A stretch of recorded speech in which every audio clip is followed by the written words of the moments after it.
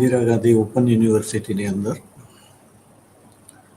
સ્વયંપ્રભા ચેનલની અંદર આપ સૌ વિદ્યાર્થી મિત્રોનું સ્વાગત છે.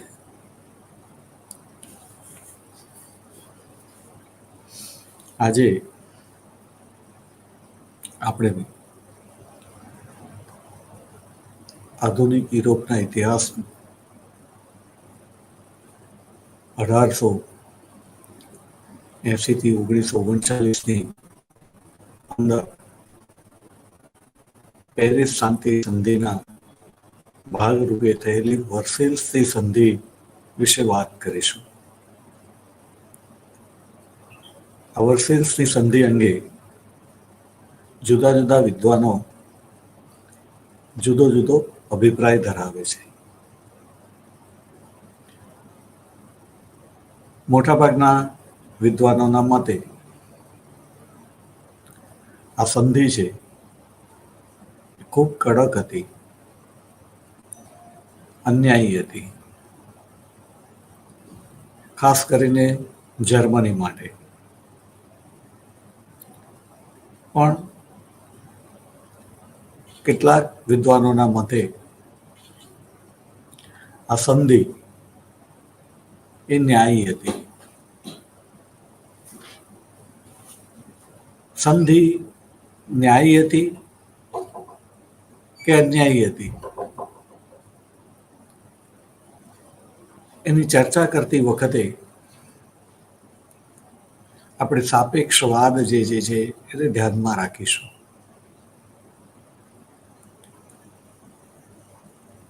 સંધિની ચર્ચા જર્મનીના સાપેક્ષમાં કરીશું તો એ સંધિ કડક લાગે, અન્યાયી લાગે. આ સંધિની ચર્ચા ફ્રાન્સ જેવા દેશોના સાપેક્ષમાં આપણે કરીશું તો એવું લાગે કે આ સંધિ એ કડક ન હતી કે અન્યાયી પણ ન હતી.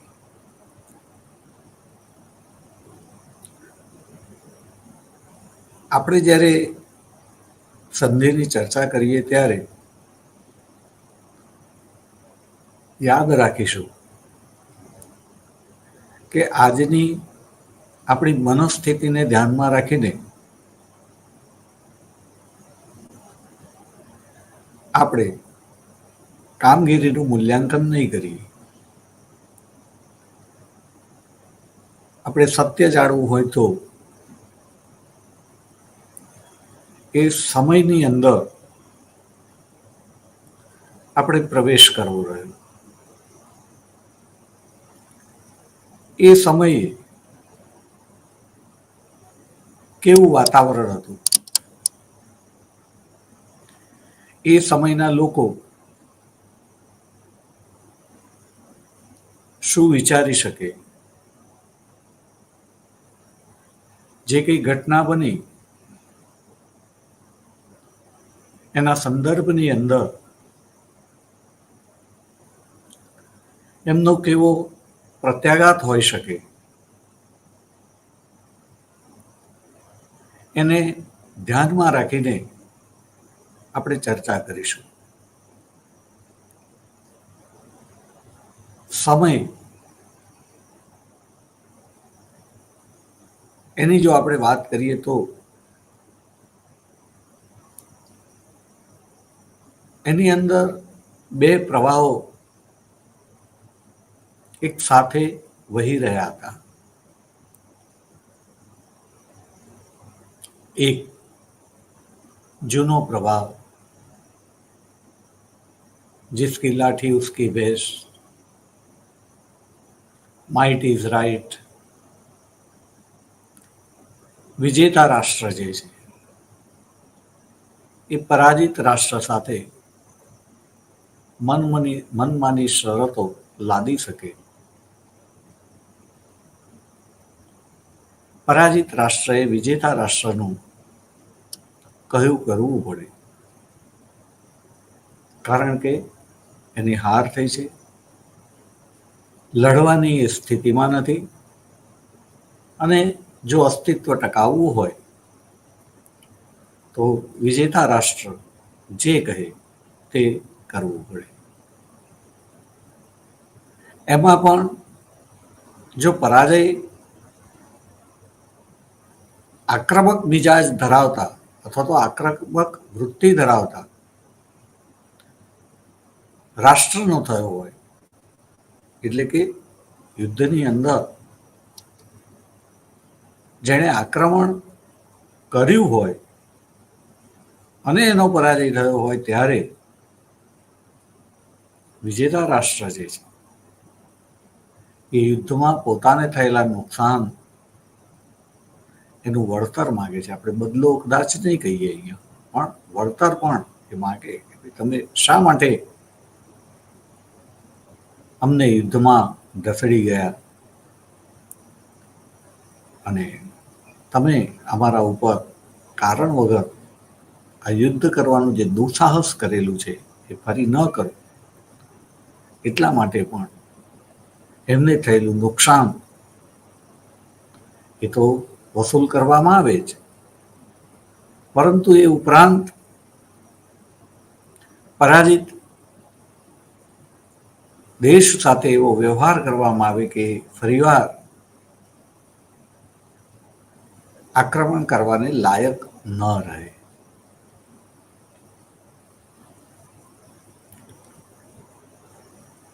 વિજેતા રાષ્ટ્ર જે છે એની ઈચ્છા એ જ ન્યાય ગણાતો હતો. પરાજિત રાષ્ટ્ર પાસે બીજો કોઈ ઓપ્શન રહેતો ન હતો એનો સ્વીકાર કર્યા સિવાય. એ એવો એક સમય હતો.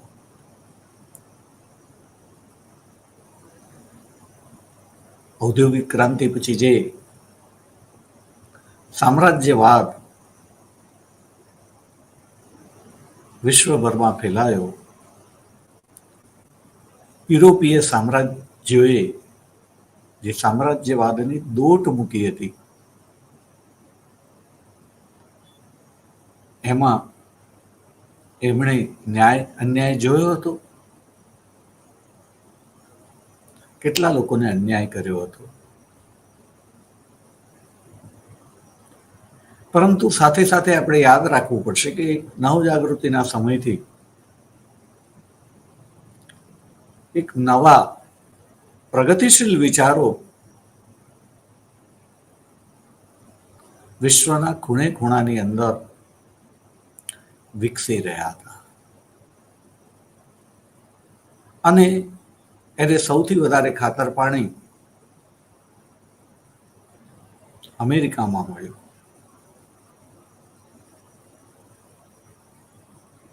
તો આપણે આ નવા પ્રવાહોની વાત કરીએ છીએ જૂના પ્રવાહોની સાથે. હા, એ નવા પ્રવાહો જે છે એનું બળ હજી એટલું બધું નથી, પરંતુ એ શરૂ થઈ ગયા હતા. શાણા લોકોને એ સમજાયું હતું કે પ્રગતિશીલ વિચારો એના ઉપર ચાલવું એ જ એક કલ્યાણ છે. પરંતુ man is a selfish animal, and that's why જ્યારે જ્યારે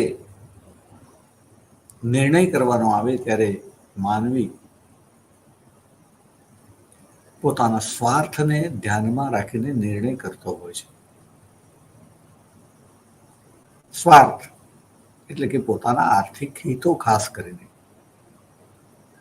એ આર્થિક હિતોને ધ્યાનમાં રાખીને નિર્ણયો લેવાતા હોય છે.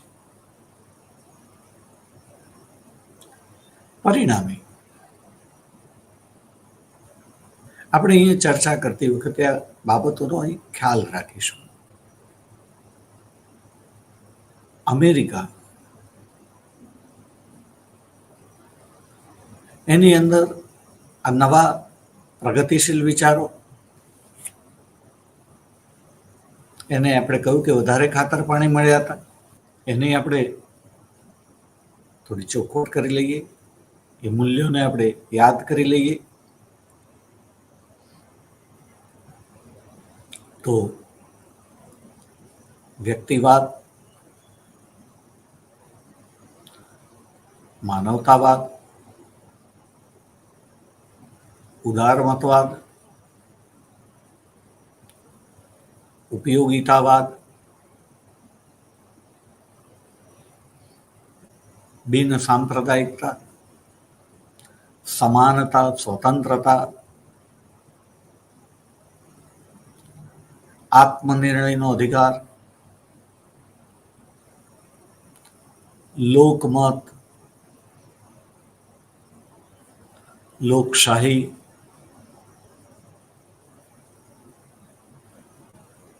અને હજુ પણ બીજા ઘણા બધા. આ વિચારો નવજાગૃતિથી ક્રમશઃ શરૂ થયા હતા, વિકસિત થતા જતા હતા.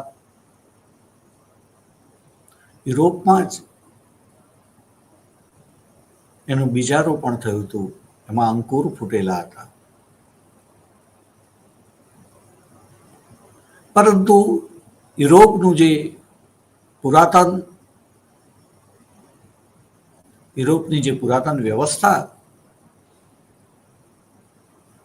એની અંદર હજી પણ જૂના વિચારો ધરાવનારાઓની પકડ હતી અને પરિણામે ત્યાં પૂર્ણ રૂપે નવા વિચારોને વિકસિત થવામાં તકલીફ પડતી હતી. એ નવા વિચારો ધરાવતા વ્યક્તિઓને પણ તકલીફ પડતી હતી. પરંતુ અમેરિકા, કે જે યુરોપની દ્રષ્ટિએ નવી દુનિયા હતી, અને આ નવી દુનિયાની અંદર યુરોપમાંથી ખાસ કરીને એવા જ લોકો ગયા હતા કે જે આ નવા વિચારોને ખૂબ આદર કરતા હતા. અને પરિણામે જેમ જેમ અમેરિકા જે છે એ વિકસિત થતું ગયું, તેમ તેમ આ નવા વિચારો એ રાષ્ટ્રની અંદર ખૂબ સારી રીતે વિકસિત થયા હતા. અમેરિકાનો પ્રેસિડેન્ટ વુડરો વિલ્સન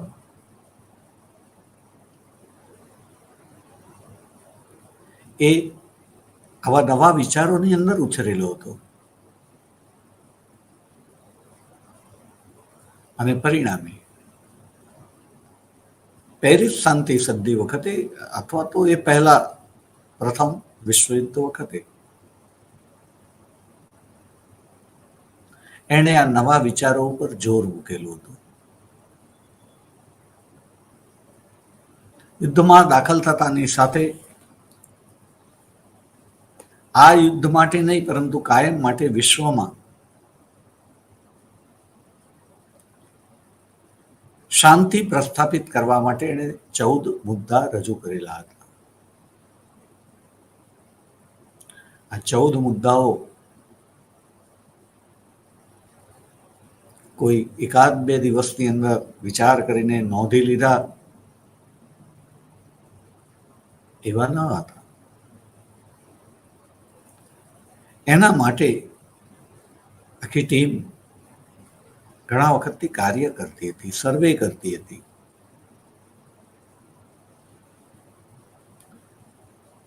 વિશ્વ સમાજના જુદા જુદા લોકોના હિત ક્યાં રહેલા છે, એ હિત કેવી રીતે ટકરાય છે અને યુદ્ધમાં પરિણમે છે, એનો સર્વે થયો હતો. અને જો શાંતિ રાખવી હોય તો આ હિતોને ટકરાતા કેવી રીતે રોકી શકાય, એના માટે સઘન ગહન ચિંતન કરીને આ 14 મુદ્દા તારવવામાં આવ્યા હતા, જે વુડરો વિલ્સને રજૂ કર્યા હતા. અને યુદ્ધ વખતે જ એણે આગ્રહ રાખ્યો હતો જુદી જુદી મિટિંગોમાં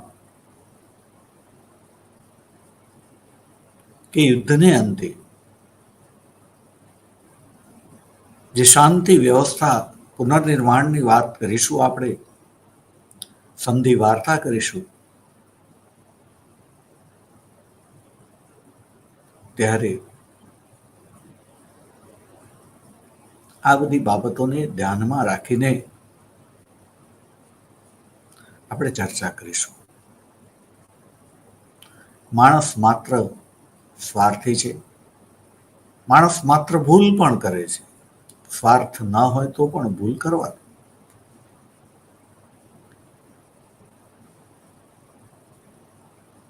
વિદ્યાર્થી મિત્રો, મારે તમને ખાસ કહેવું છે કે ભૂલ અને ગુનાની અંદર તફાવત છે. ભૂલ એ જાણી જોઈને નથી કરવામાં આવી હોતી, એ થઈ જાય છે અને પરિણામે ભૂલને માફ કરવામાં આવે, માફ કરવી જોઈએ. ગુનો એની અંદર જે કાર્ય થયેલું હોય છે તે ઈરાદાપૂર્વક કરેલું હોય છે, સભાન અવસ્થાની અંદર કરેલું હોય છે. એની અંદર જે વૃત્તિ જે છે એ કાર્ય કરવા માટેની સ્પષ્ટ હોય છે કે મારે આમ કરવાનું છે, હું આમ કરી રહ્યો છું. અને એ જાણી જોઈને જ્યારે તમે વ્યવસ્થાને તોડો છો ત્યારે ભૂલ નથી પણ એ ગુનો છે, અને ગુનાની હંમેશા સજા થવી જોઈએ. આ સ્પષ્ટતા હું એટલા માટે કરું છું કે આ યુનિવર્સિટી એજ્યુકેશન છે. યુનિવર્સિટીની અંદર અભ્યાસ કરેલ લોકો જ્યારે જુદા જુદા સ્થાન ઉપર જ્યારે પહોંચે અને નિર્ણય કરવાની સત્તા એમના હાથમાં હોય, ત્યારે એ ભૂલી જતા હોય છે કે નાગરિકો છે દેશના, એમનાથી ભૂલ થાય અને કોઈ નાગરિકે ભૂલ કરી હોય તો એને દંડ ના કરાય, એને માફ કરવા જોઈએ. એને એવી કોઈ એની સાથે જે છે વ્યવહાર કરવો જોઈએ કે જેથી એ ફરીવાર ધ્યાન રાખે કે હું મારાથી ફરીવાર આવી ભૂલ ન થાય. પણ એ ભૂલ છે, એની સજા ન હોવી જોઈએ. સજા માત્ર ને માત્ર ગુનાની હોય. અને બધું એટલા માટે બોલીએ છીએ કે નવું વાતાવરણની આપણે વાત કરી છે, ઉદાર મતવાદની વાત કરવી છે, માનવતાવાદની વાત કરવી છે, વ્યક્તિવાદની વાત કરવી છે. એ વ્યક્તિની મજબૂરી અને મર્યાદાની પણ આપણે વાત કરવી છે. કેટલીક વસ્તુઓ એણે જે છે એ જાણી જોઈને પણ કરેલી હોય છે, પરંતુ એ જાણી જોઈને જે કરેલી વસ્તુ છે એ વખતની એની સ્થિતિને પણ આપણે જોવી પડે કે એ વખતે મજબૂર હતો, એ વખતે એની કોઈ મર્યાદા હતી.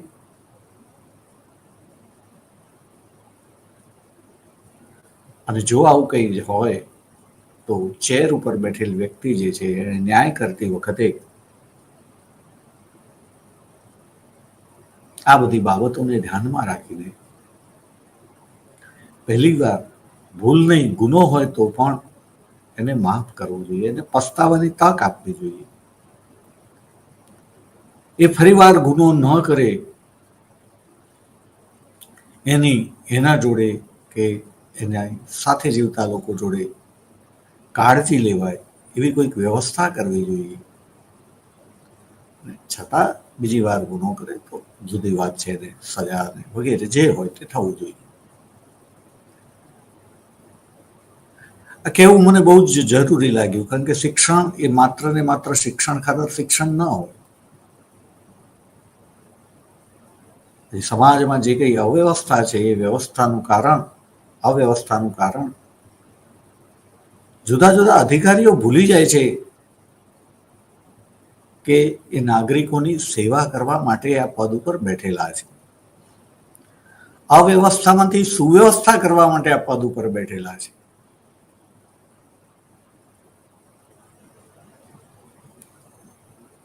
રેવન્યુ ભેગી કરવી જોઈએ, પણ માત્ર ને માત્ર રેવન્યુ ભેગી કરવા માટે ગમે તેને દંડી નાખવા, એવું ન હોવું જોઈએ.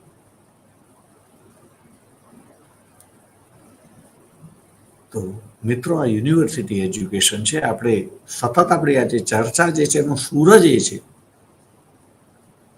કે સમાજ સુખી કેવી રીતે બને, સમાજની અંદર રહેલા જે સુખી લોકો જે છે એની ટકાવારીની અંદર વધારો કેવી રીતે થાય. મે બી 0 ન થાય, પણ વધારો ચોક્કસ થાય. જેટલા આપણે સમજદાર, શિક્ષણ મૂલ્યવર્ધિત આપવામાં આવ્યું હોય, શિક્ષણ ખાતર શિક્ષણ નહીં, ગોખણિયું શિક્ષણ નહીં, ઘટનાઓની એનાલિસિસ થવી જોઈએ, વિશ્લેષણ થવું જોઈએ. અને આપણી ચર્ચા જે કરીએ એ ચર્ચાને અંતે જો વર્તમાનની અંદર આપણે સમાજને સારું ન કરી શકીએ, ભવિષ્યની અંદર એક સારા સમાજની દિશા તરફ આપણે ગતિ ન કરીએ, તેવા કોઈ પણ શાસ્ત્રનો અભ્યાસ કરવાનો મારી દ્રષ્ટિએ અર્થ નથી. ઇતિહાસ એ ડોક્યુમેન્ટના આધારે ચર્ચા કરે છે. નો ડોક્યુમેન્ટ નો હિસ્ટ્રી. ઇતિહાસકારે ઘટનાઓનું પૃથ્થકરણ કરવાનું હોય છે. એને ભવિષ્ય નથી બાકવાનું. હું અહીંયા ભવિષ્ય નથી બાકી રહ્યો, પરંતુ ઇતિહાસ જે છે એની અંદર થયેલી ભૂલોને કારણે માનવ જાતે જે સહન કર્યું હોય, અને જો કાળજી લેવામાં આવે તો માનવ જાતની પ્રગતિ થાય, એનો વિકાસ થાય. એટલા માટે એનું વિશ્લેષણ તો થવું જ જોઈએ. અને વિશ્લેષણના ભાગરૂપે હું કહી રહ્યો છું કે મારો પોતાનો અનુભવ એવું કહે છે કે જુદી જુદી જગ્યાએ બેઠેલા લોકો સરકાર અને સરકારી નોકરીની અંદર એ સંસ્થાઓ જેવી ચાલવી જોઈએ એવી નથી ચાલતી, અને માટે લોકો બૂમો પાડે છે કે જે સરકારી અધિકારી જે છે એના તાબામાં જે સંસ્થા છે એ સંસ્થા કેમ એવી ન ચાલે. દાખલા તરીકે હોસ્પિટલ હોય તો એ સરકારી કર્મચારી જે છે પોતાના પરિવારની તમામ સારવાર એ હોસ્પિટલમાં કરાવવાનું પસંદ કરે. એની જગ્યાએ સરકારી હોસ્પિટલ કરતાં પ્રાઇવેટ હોસ્પિટલ એ વધારે સારી હોવાથી સરકારી અધિકારી પણ પ્રાઇવેટ હોસ્પિટલમાં સારવાર કરાવે. મ્યુનિસિપલ સ્કૂલ હોય તો એ જે લોકોના પણ તાબામાં હોય, જે લોકો એની સાથે સંકળાયેલા હોય, એમના બાળકો જે છે માત્ર ને માત્ર એ સ્કૂલમાં જ ભણવા જોઈએ. એમના હાથમાં સત્તા છે, એમણે સારા વાતાવરણનું નિર્માણ કરવું જોઈએ કે જેથી એમના બાળકો પણ ત્યાં ભણે. પણ હકીકત એવી નથી હોતી.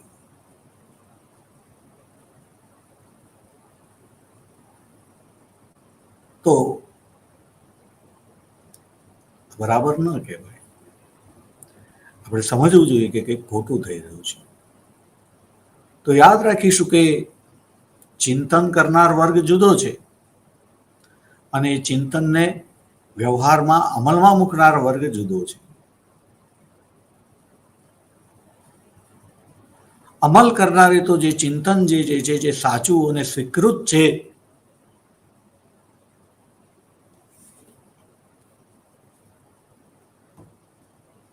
એને પ્રાધાન્ય આપીને પોતાની લાગણીઓ અને માગણીઓને બાજુમાં મૂકીને એ ચિંતનને ચરિતાર્થ કરવાનું હોય છે. કારણ એ ચિંતન સુધી પહોંચતા એ ચિંતનો વ્યવહારની અંદર જે છે અમલમાં આવે ત્યાં સુધીની અંદર કંઈક કેટલાય લોકોએ શહીદી વરેલી હોય છે, ભોગ આપેલો હોય છે.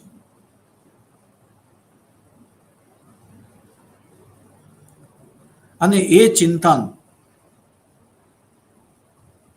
કે જેનો અમલ કરવાનું નક્કી થયું, કેમ કે સર્વ સ્વીકૃત થયું કે ના સાચું છે, આ થવું જોઈએ.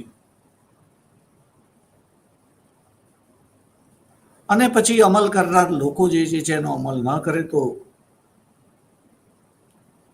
મને લાગે છે કે એને ગુનેગાર કહેવાય. પ્રજા એકલી જ ગુનેગાર ન હોય. સત્તા આપણા હાથમાં એટલે આપણો કોઈ ગુનો જ નહીં. ગુનો કોઈ પણ જગ્યાએ થયો હોય, કદાચ એને સજા ન થાય તો મેં કહ્યું તેમ કે ઉદારતાથી એની એ જવાબદારી તો એમાંથી એને મુક્ત કરવામાં આવે. તમારાથી થકી સમાજનું જે ભલું થવું જોઈએ નથી થઈ રહ્યું. તમને સમાજનું ભલું કરવા બેસાડે છે.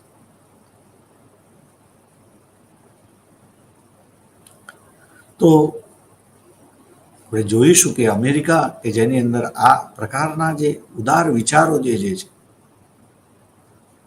એ સાચા અર્થની અંદર જે છે એ વિકસિત થયેલા હતા. વુડરો વિલ્સન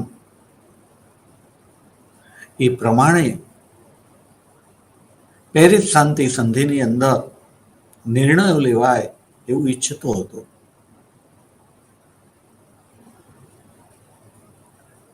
યુદ્ધની અંદર જ્યારે શરણાગતિ સ્વીકારવાનું જ્યારે હરીફ દેશોને કહેવામાં આવ્યું ત્યારે એવું કહેવામાં આવ્યું હતું, આશ્વાસન આપવામાં આવ્યું હતું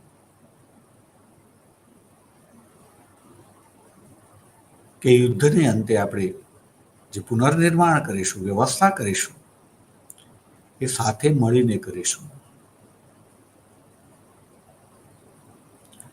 દરેક જણ પોતાના દોષોને સ્વીકારશે જે તેમણે કરેલા છે. આપણે દોષ કર્યો હોય આપણને ખબર જ હોય કે ના આપણે દોષિત છે, કોઈ શું કરવા કે એ આપણને ખબર જ છે, કોઈ કહેવાની જરૂર ન પડવી જોઈએ. એ દોષોને સ્વીકારીને પુનર્વ્યવસ્થાની જવાબદારી જે આપણી બનતી હોય તે સામેથી આપણે માગવી જોઈએ, સ્વીકારવી જોઈએ.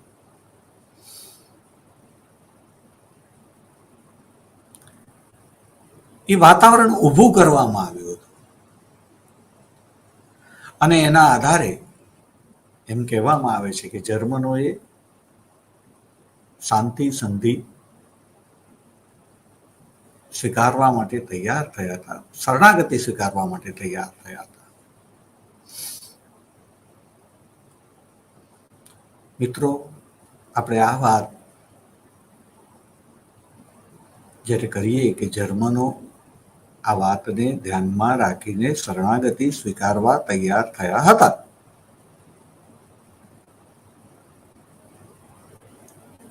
ત્યારે આપણે અહીંયા બ્રેસ્ટ લિટોવસ્કની સંધિને પણ યાદ કરવી પડશે.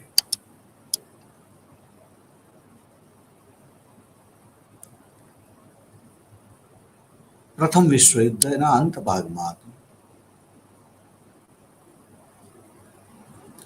રશિયાની અંદર ક્રાંતિ થઈ હતી. લેનિન સત્તા ઉપર આવ્યો હતો અને આ લેનિન એની દ્રષ્ટિએ રશિયાની પ્રજા માટે યુદ્ધ કરતા શાંતિની જરૂર વધારે હતી. એણે પોતાના પ્રજાજનોને વચન આપ્યું હતું કે જો અમે સત્તા ઉપર આવીશું તો પ્રજાને રોટી, જમીન, શાંતિ આપીશું. એણે રોટીનું વચન આપ્યું હતું, શાંતિનું વચન આપ્યું. એની દ્રષ્ટિએ રશિયા યુદ્ધમાં જેટલું વધારે રોકાય એટલું લોકોની રોટી છીનવાતી જતી હતી, રોટી દૂર થઈ રહી હતી. પરિણામે રશિયા કે જે પ્રથમ વિશ્વ યુદ્ધની અંદર મિત્ર રાષ્ટ્રોને પક્ષે લડી રહ્યું હતું. આપણે અહીંયા સાલ બરાબર યાદ રાખવી પડશે કે પ્રથમ વિશ્વ યુદ્ધનો અંત 1918માં આવ્યો હતો.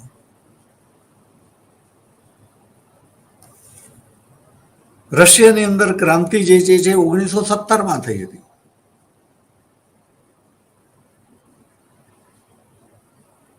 એક વર્ષ પહેલા થઈ હતી, લગભગ એક વર્ષ.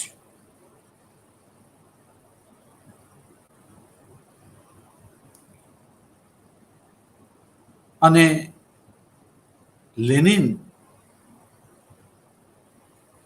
એ વખતે યુદ્ધમાંથી ખસી જવા માંગતો હતો. પોતાના સાથી લિયોન ટ્રોટ્સ્કીને એ જર્મની સાથે વાટાઘાટો કરવા મોકલે છે. કારણ કે રશિયાની સરહદો અને જર્મનીની સરહદો નજીક નજીક, બંને મોરચે યુદ્ધ ચાલી રહ્યું હતું. રશિયા જે છે બીજા મોરચે ઓછું લડી રહ્યું હતું. પરિણામે ટ્રોટ્સ્કી જાય છે, યુદ્ધ વિરામની દરખાસ્ત મૂકે છે. એ વખતે જર્મનીનું રિએક્શન અગત્યનું છે, સમજવા જેવું છે. જર્મનીએ શરત મૂકી કે યુદ્ધ વિરામ કરવામાં આવે, વાંધો નથી, પણ કેટલાક પ્રદેશોની યાદી આપી એણે ટ્રોટ્સ્કીને અને કહ્યું કે આ પ્રદેશો જર્મનીને સોંપી દેવામાં આવે. આ પ્રદેશો રશિયાના. ટ્રોટ્સ્કીને લાગ્યું કે આ પ્રદેશો તો કેવી રીતે અપાય, એનું મન માનતું નથી. એ લેનિનને વાત કરે છે. લેનિન કહે છે કે આપી દો, કે છે, પણ ટ્રોટ્સ્કી એનું હૃદય અને મન સ્વીકારવા તૈયાર નથી કે આ પ્રદેશો કેવી રીતે આપી દેવાય. પણ લેનિન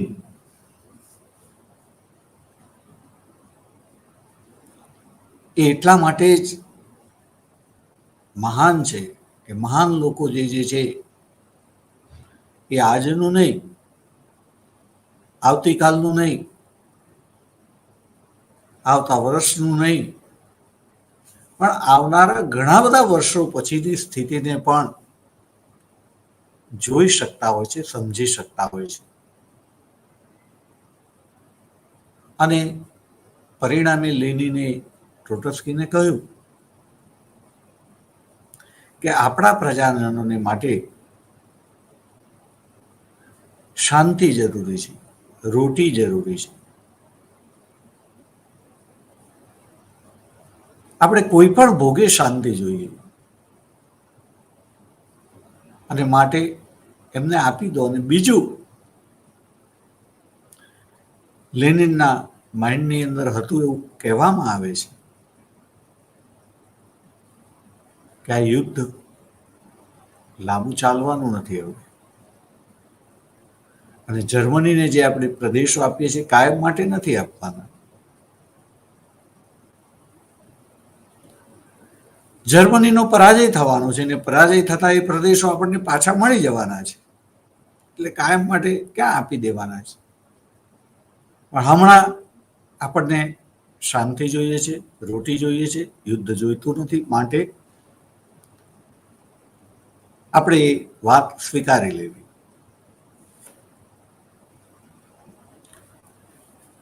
ટ્રોટ્સ્કી જે છે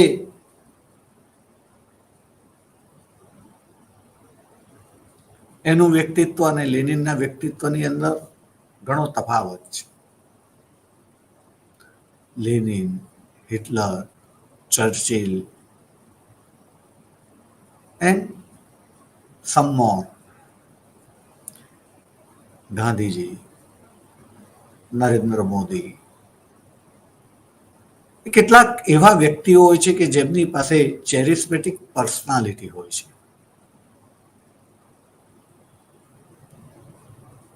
અને બાકીના લોકો આવી પર્સનાલિટીની વાતનો ઇનકાર નથી કરી શકતા. નહેરુને વાંચીએ ત્યારે ઘણી વાર કહે છે ગાંધીજી સાથે એમને મતભેદ થાય. મનભેદ નહીં, મતભેદ.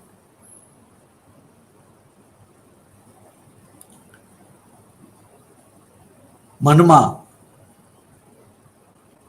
ગાંધીજી બોલવાને બદલે ડોસો બોલવામાં આવે કે ડોસો એના મગજમાં સમજે છે શું. આજે તો મારે જઈને મારી વાત કહેવી છે અને એમ જ થવું જોઈએ. પણ નહેરુ પોતે કબૂલ કરે છે કે હું એમની પાસે જાઉં. એ જે રીતે અભિવાદન કરે આવનાર વ્યક્તિનું, એટલે કે મારું,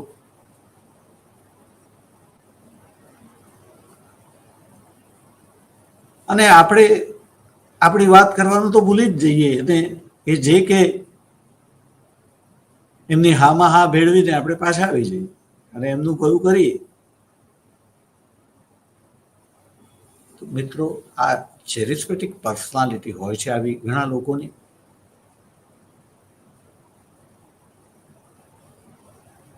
પરિણામે ટ્રોટ્સ્કી જે છે લેનિનને વાત એના મત કરતા જુદી હોવા છતાં, અંદરથી તો વિરોધ હોવા છતાં વિરોધ નથી કરી શકતો ને છેવટે લેનિનની વાત સ્વીકારી લે છે.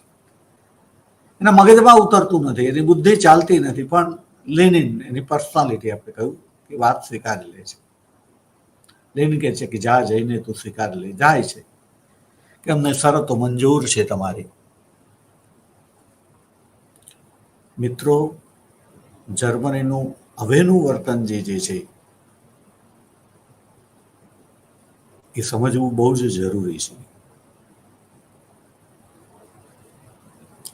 એ વખતે ટ્રોટ્સ્કીને એમ કહેવામાં આવે છે કે બિરાદર,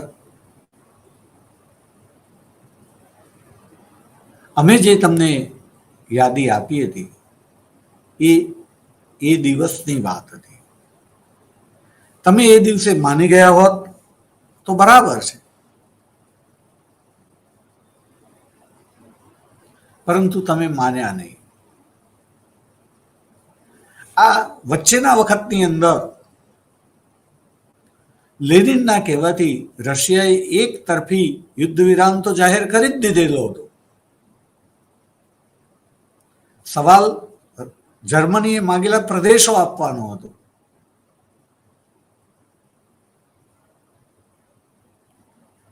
અને એ વખતે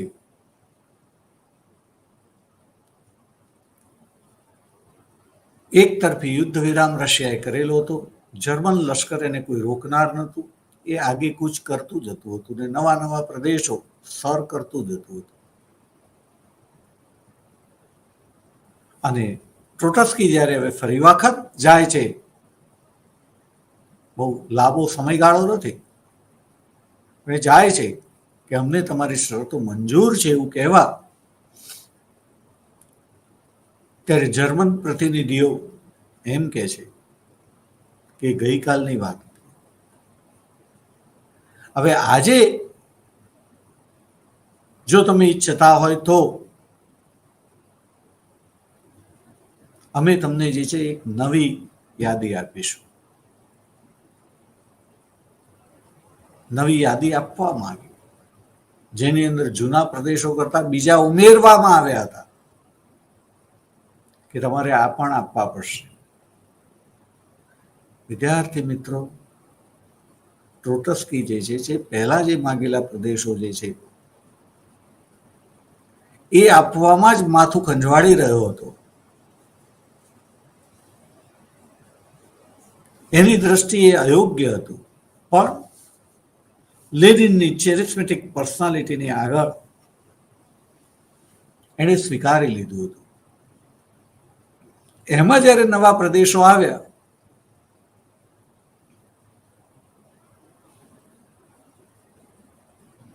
એના માટે આ સ્વીકારવું શક્ય ન હતું. પરિણામે લેનિન જોડે પાછો જાય છે, કે છે કે આ લોકો તો જુઓ આમની વાત કેવી રીતે માની શકે. ત્યારે લેનિન ફરીવાર કહે છે કે એ જે માગે તે, જેટલું માગે તે તું આપી દે, આપણે શાંતિ જોઈએ છીએ. લેનિન એને અંદર ખાને ભરોસો છે કે આ આપણે કાયમ માટે નથી આપવાનું, પણ હાલ આપવું જરૂરી છે. મેં તમને પહેલા જ કહ્યું કે આપણે ચર્ચા કરતી વખતે આલ્બર્ટ આઇન્સ્ટાઈનના સાપેક્ષવાદને પણ ધ્યાનમાં રાખીને ચર્ચા કરીશું. આપણે સાપેક્ષવાદની વાત કરીએ છીએ તો કોઈ પણ સમયની અંદર લાગુ પડે છે. કોઈ પણ માણસની ચર્ચા કરે છે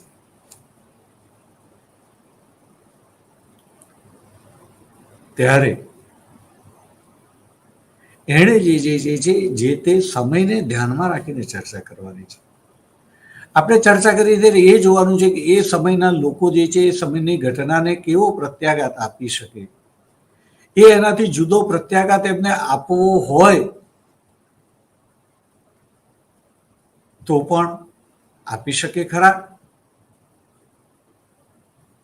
મેં અગાઉના લેક્ચર્સની અંદર કહેલું છે કે માનવી જે છે વર્તન કરવા માટે સ્વતંત્ર છે જ નહીં. એ ફક્ત ને ફક્ત જે છે આજે એની સમક્ષ જે પરિસ્થિતિ આવે છે એવી જ પરિસ્થિતિના સંદર્ભની અંદર જે છે ભૂતકાળમાં કંઈક બન્યું હોય અને એ જે શીખ્યો હોય, સમજ્યો હોય, એની આંખે જે જોયું હોય, કાને જે સાંભળ્યું હોય, એને આજે જે છે ભેગું કરીને પ્રત્યાઘાત આપે છે. એ પોતે નિર્ણય નથી લેતો, એ પ્રત્યાઘાત આપે છે. જેમ કે કેરમ રમતી વખતે આપણે સ્ટ્રાઇકરને જે છે સીધો મૂકીને સીધો પછાડીએ તો સીધો સામે પાછે આવશે. એને ત્રાસો રાખીને જે છે પછાડીશું તો એ ત્રાસો પાછો જશે. એ રીબાઉન્સ એને કઈ સપાટી ઉપર, સામેની સપાટી ઉપર સીધો ત્રાસો કઈ રીતે સ્ટ્રાઇક કરવામાં આવે છે, સ્ટ્રાઇકરને સ્ટ્રોક મારવામાં આવે છે, એ પ્રમાણે એ રીબાઉન્સ થાય છે. એમ માનવીનું મન પણ એની સમક્ષ જે પ્રત્યાઘાતો આવે છે, જે સ્થિતિ સ્ટ્રાઇક થાય છે, એ પરિસ્થિતિ પ્રમાણે એ સ્ટ્રાઇકર જે અથડાય છે ને એ પ્રત્યાઘાત આપે છે. અને પરિણામે આપણે ચર્ચા કરતી વખતે આ બધી બાબતોને બરાબર ધ્યાનમાં રાખવી જરૂરી છે. તો જર્મનો જે છે આ ભૂતકાળની જે ટ્રેડિશન પ્રમાણે વિજેતા રાષ્ટ્ર પરાજિત રાષ્ટ્ર ઉપર મનમની શરતો લાદે, દાદાગીરી કરે,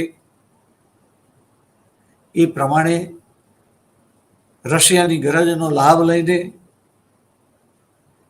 પહેલી વખત કહ્યું હતું એના કરતાં પણ વધારે પ્રદેશોની માગણી કરે છે. લેનિન એ સ્વીકારી લે છે.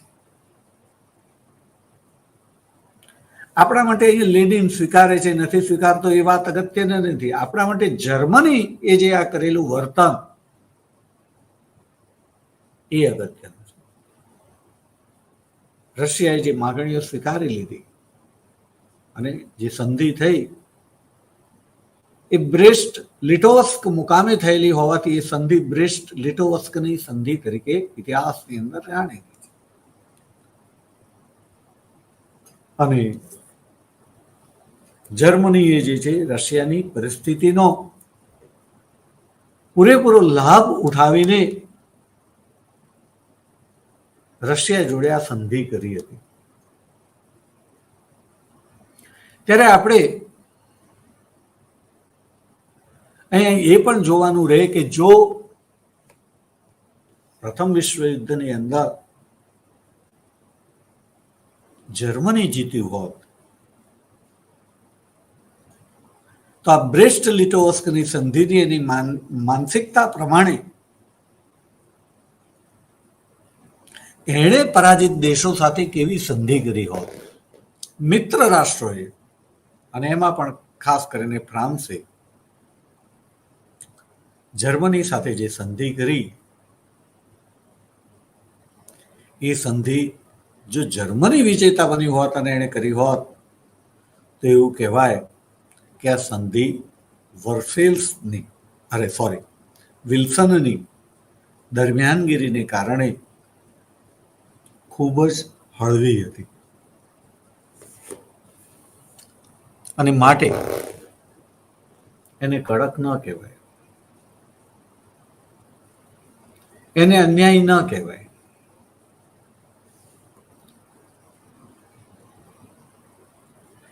માત્ર આપણે વાત પકડી લઈએ કે વિલ્સને જર્મનોને કહ્યું હતું કે યુદ્ધનો અંત વિજય વિહોણો લાવવામાં આવશે.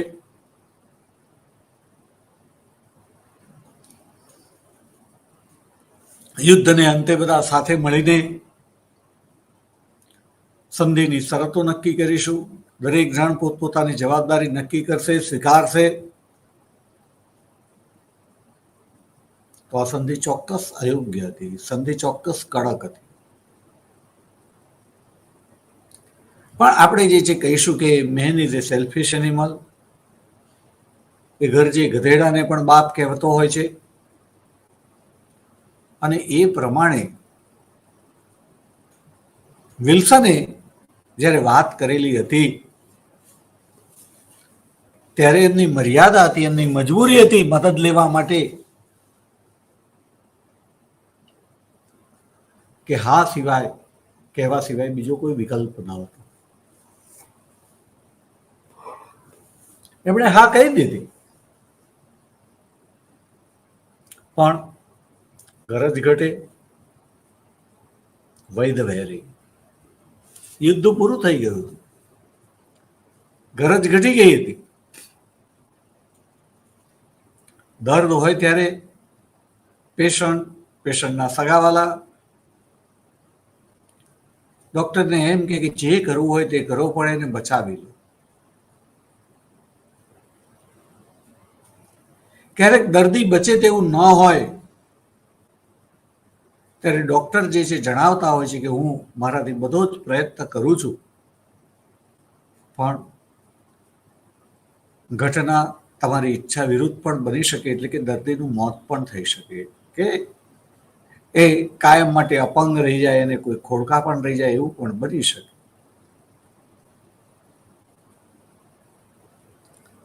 ગરજ હોવાથી પેશન્ટ અને એના સગા ડોક્ટરને જે કરવું હોય તે કરવાની છૂટ આપી દે છે. પૈસા એમ કહેવામાં આવે છે ચિંતા ના કરશો, જે થશે તે અમે લાવી આપીશું, બસ તમે એને બચાવી લો.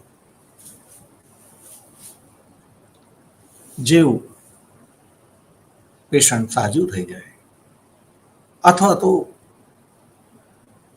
અઘટિત ઘટના ઘટે, જવાબદાર ડોક્ટરને ઠેરવવામાં આવે. ડોક્ટર જ આવા હતા, કંઈ ધ્યાન ના રાખ્યું, ભલું હોય તો કેસ કરવામાં આવે, ક્યારેક મારામારી કરવામાં આવે ડોક્ટર પાસે,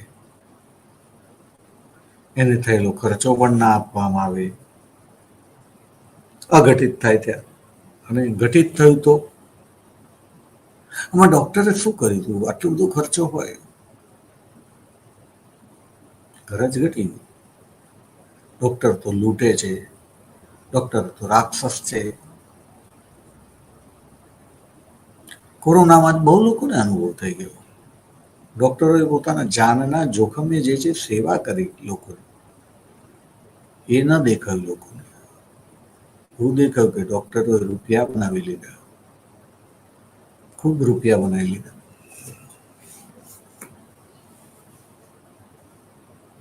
એમની દ્રષ્ટિએ, ફરિયાદ કરનારની દ્રષ્ટિએ કદાચ બરાબર વાત હશે.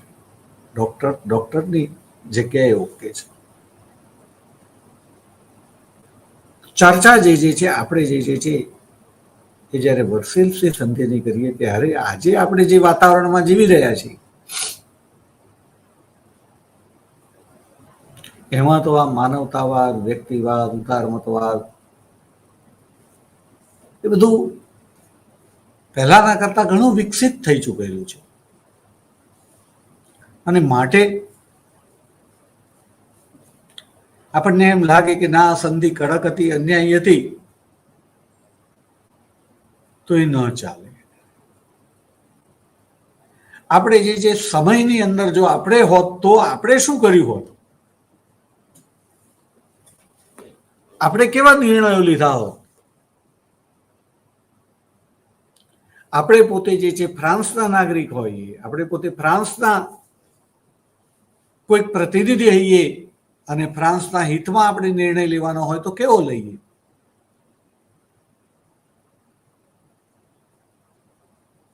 એ પણ આપણે જોવું જોઈએ. તમે જો ઇંગ્લેન્ડના પ્રતિનિધિ છો તો ઇંગ્લેન્ડના હિતો જુદા છે.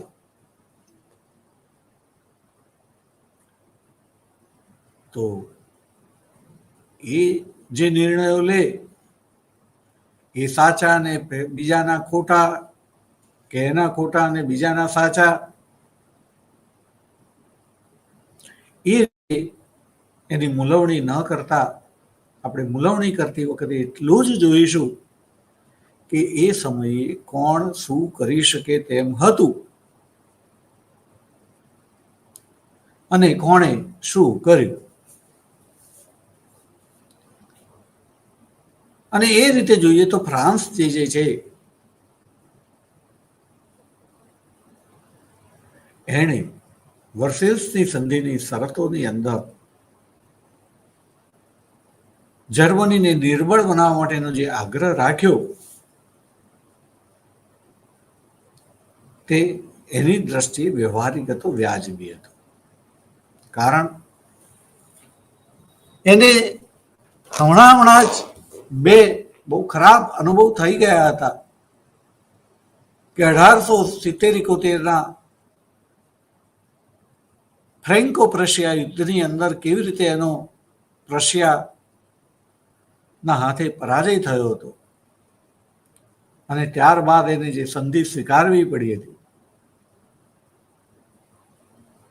એને બે પ્રદેશો આલ્સેસ અને લોરેન આપી દેવા પડ્યા હતા. 100ની અણી જેટલો પ્રદેશ પણ હું નહીં આપું. ફ્રાન્સ પ્રદેશોની બાબતમાં દુર્યોધન છે. એનો પ્રદેશ કોઈ લઈ લે, ફ્રાન્સની પ્રજા સાખી ન લે. દુનિયાના દરેક દેશની પ્રજાની જુદી જુદી વિશેષતા હોય. ભારતની પ્રજા એને પ્રદેશની કોઈ પડી જ ના હોય, કોઈ લઈ લે તો લઈ લીધો, ઇટ્સ ઓકે, હવે શું પાછું લેવાનું.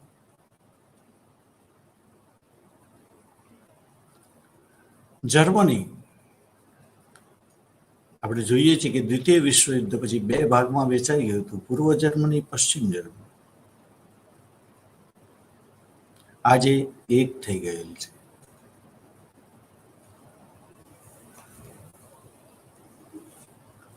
બર્લિનની દિવાલ હતી તોડી નાખવામાં આવી. બે જુદા જુદા દેશ બની ગયા હતા, એક સામ્યવાદી, બીજો લોકશાહી. અને કેટલા વર્ષો પછી એ દેશ એક થઈ ગયા, કારણ એની પ્રજા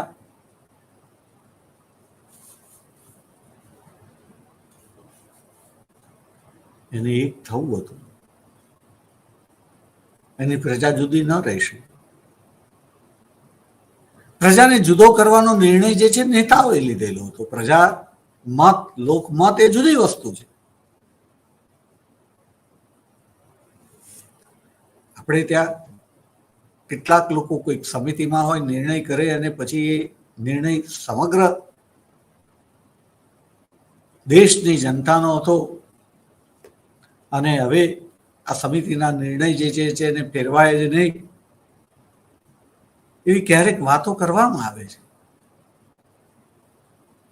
પણ એ નિર્ણય જે છે પ્રજાનો ન હોય, એ કેટલાક લોકોનો હોય અને પ્રજામત જે છે એ એનાથી અલગ હોય. તો જ્યારે પ્રજાને તક મળે ત્યારે પ્રજા